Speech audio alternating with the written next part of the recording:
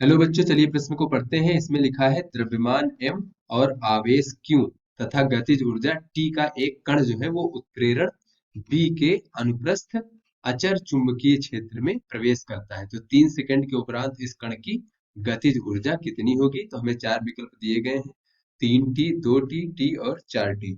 तो चलिए बच्चों, सबसे पहले इस प्रश्न की मूल अवधारणा देख लेते हैं। तो बच्चों, इस प्रश्न की मूल अवधारणा में हम देख लेते हैं कि लॉरेंज बल क्या होता है। बच्चों, जब कोई भी वेग से गतिमान आवेशित कण हो बच्चों, आवेशित कण, तो बच्चों अगर कोई गतिमान आवेशित कण है तो अगर वो जो आवेशित कण है वो चुंबकीय क्षेत्र में प्रवेश करता है, तो बच्चों यहाँ पे चुंबकीय क्षेत्र की तीव्रता हम बी वेक्टर से प्रदर्शित कर रहे हैं।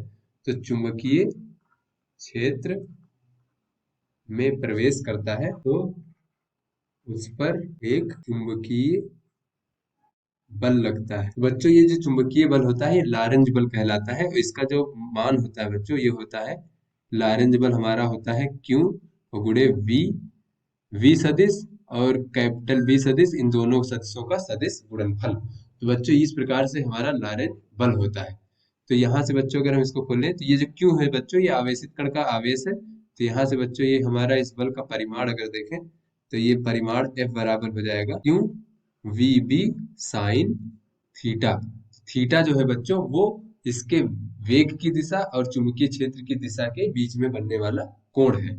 और बच्चों ये जो हमारा लॉरेंज बल है इसकी दिशा क्या होगी? तो ये जो हमारा लॉरेंज बल है इसकी दिशा इस प्रकार से होगी कि ये अभिलंबवत होगा हमारे वेग की दिशा के साथ और अभिलंबवत होगा हमारे चुंबकीय क्षेत्र की दिशा के। तो बच्चों ये जो हमारा लॉरेंज बल है इसकी दिशा ये वेग और चुंबकीय क्षेत्र दोनों की दिशाओं के अभिलंबवत होगा। तो चलिए बच्चों अपने प्रश्न को हल करते हैं। तो बच्चों इस प्रश्न में हमसे कहा जा रहा है कि एक अचर चुंबकीय क्षेत्र है जिसकी तीव्रता b है। तो बच्चों अचर चुंबकीय क्षेत्र का मतलब ये होता है कि वो जो है वो समय के साथ परिवर्तित नहीं हो रहा, उसका मान वो एक अचर है। तो बच्चों यहाँ पर एक हम चुंबकीय क्षेत्र को प्रदर्शित कर लेते हैं। तो ये क्रॉस का अर्थ ये हुआ बच्चों कि यहाँ पे एक चुंबकीय क्षेत्र है जिसकी दिशा जो है इस तल के, ये जो हमारा तल है इस तल के अभिलंबवत अंदर की ओर है और बच्चों इसकी तीव्रता b है। तो यहाँ पे बच्चों अगर इस अचर चुंबकीय क्षेत्र में एक हमारा कण प्रवेश करता है, आवेशित कण, तो बच्चों उस कण का द्रव्यमान m और q है और गतिज ऊर्जा t है। तो एक कण प्रवेश करता है तो यहाँ पे लिखा है बच्चों अनुप्रस्थ प्रवेश करता है। तो अनुप्रस्थ प्रवेश करने का अर्थ ये हुआ बच्चों कि इस चुंबकीय क्षेत्र के अभिलंबवत प्रवेश करता है वो कण। तो बच्चों यहाँ पे मान लीजिए ये हमारा कण है और ये इस चुंबकीय क्षेत्र के अभिलंबवत प्रवेश करता है। तो बच्चों अगर इसकी वेग की दिशा इस प्रकार से हम मान ले और इस वेग का परिमाण जो होगा इसकी चाल v मान ले, तो इस प्रकार से बच्चे ये कण जो है ये चुंबकीय क्षेत्र के अभिलंबवत अगर प्रवेश करेगा तो इस पर एक बल लगेगा जो कि लॉरेंज बल होगा। और इस बल का परिमाण अगर देखें तो ये बराबर हो जाएगा क्यू वी बी और साइन थीटा। थीटा होता है बच्चों इसके वेग और चुंबकीय क्षेत्र के बीच में कोण। तो इसमें अनुप्रस्थ प्रवेश कर रहा है तो वेग और चुंबकीय क्षेत्र के बीच में 90 डिग्री का कोण बन रहा है। तो साइन 90 डिग्री का मान हो जाएगा बच्चों हमारा, साइन 90 डिग्री का मान 1 होता है तो इस पर लगने वाले बल का मान हो जाएगा क्यू वी बी। और बच्चों अगर हम इस बल की दिशा देखें तो ये बल की दिशा जो है ये इसके वेग की दिशा और चुंबकीय क्षेत्र की दिशा दोनों के ही अभिलंबवत होगी। और बच्चों इसकी बल की दिशा हम दाएं हाथ के नियम से भी निकाल सकते हैं। अपने दाएं हाथ की सभी उंगलियों को अगर हम वेग की दिशा में, इसकी गति की दिशा में फैलाएं और उन उंगलियों को जो है अगर हम चुंबकीय क्षेत्र की दिशा में मोड़े, तो बच्चों हम अगर चुंबकीय क्षेत्र की दिशा में मोड़ेंगे तो जो अंगूठे की दिशा होगी वो बल की दिशा होगी। तो यहाँ पे बच्चों अगर हम बल की दिशा ज्ञात करें तो कुछ इस प्रकार से होगी हमारी बल की दिशा।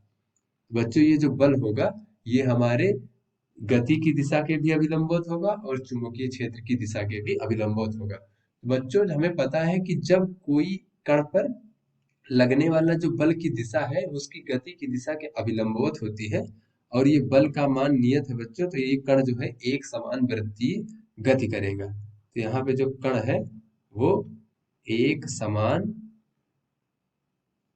वृत्तीय गति करेगा,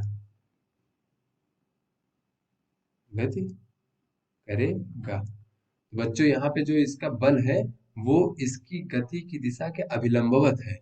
तो इसका जो चाल का मान है बच्चों वो तो नहीं परिवर्तित होगा क्योंकि ये अभिलंबवत है, और किंतु जो है इसकी गति की दिशा जो है वो परिवर्तित हो जाएगी। तो बच्चों ये एक वृत्तीय पथ पर इस प्रकार से, एक कण इस प्रकार से एक वृत्तीय पथ पर गति करेगा, कुछ इस प्रकार से।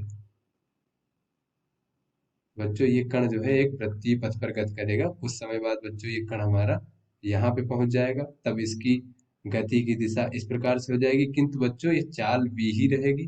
कुछ समय बाद बच्चों ये कण यहाँ पहुंच जाएगा, इसकी गति की दिशा इधर हो जाएगी, किंतु चाल का मान जो है बच्चों वो v ही रहेगा, क्योंकि इस ये जो बल की दिशा है वो इसके अभिलंबवत है, तो ये इसका मान जो है v का मान कभी भी परिवर्तित नहीं होगा। तो इस प्रकार से बच्चों ये जब वृत्तीय गति करेगा, एक समान वृत्तीय गति, इसके चाल का मान परिवर्तित नहीं रहेगा, तो चाल जो v है वो नियत रहेगी। बच्चों जब चाल का मान नियत रहेगा तो इसकी जो गतिज ऊर्जा है उसमें भी कोई परिवर्तन नहीं होगा। तो यहाँ पे लिख सकते हैं, अतः गतिज ऊर्जा परिवर्तित नहीं होगी, क्योंकि बच्चों गतिज ऊर्जा होता है 1/2 द्रव्यमान गुणे चाल का वर्ग। तो बच्चों ना तो द्रव्यमान परिवर्तित होगा, ना ही उसकी चाल परिवर्तित रहेगी होगी, तो उसकी गतिज ऊर्जा भी परिवर्तित नहीं होगी। बच्चों हमारी गतिज ऊर्जा जो होती है देख लेते हैं। गतिज ऊर्जा ये होता है बच्चों 1/2 द्रव्यमान गुणे चाल का वर्ग। बच्चों हमारी चाल नियत है, द्रव्यमान भी नियत है, तो ये गतिज ऊर्जा जो है परिवर्तित नहीं होगी, ये भी नियत ही रहेगी। तो बच्चों पहले गतिज ऊर्जा इसकी t थी और 3 सेकंड बाद भी इसकी गतिज ऊर्जा t ही रहेगी। तो बच्चों हमारा सही विकल्प जो होगा वो C हो जाएगा। तो आशा करते हैं आपको समझ में आ गया होगा। धन्यवाद।